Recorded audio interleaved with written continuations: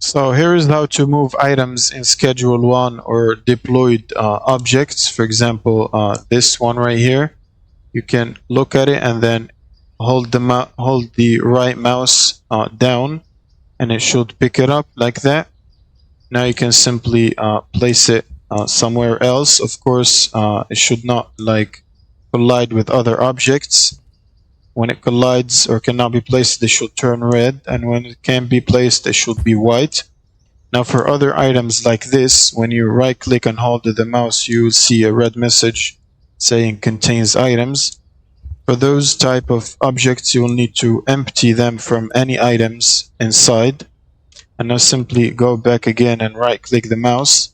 And like that, should be placed in your quick bar. You can activate it like that and place it again. You can also rotate it by pressing Q or E. Each press rotates it by a certain degree. And now you can simply, when you want to place it, you can simply press the left mouse button and it should be placed again. And that's it. Thank you guys for watching and subscribe.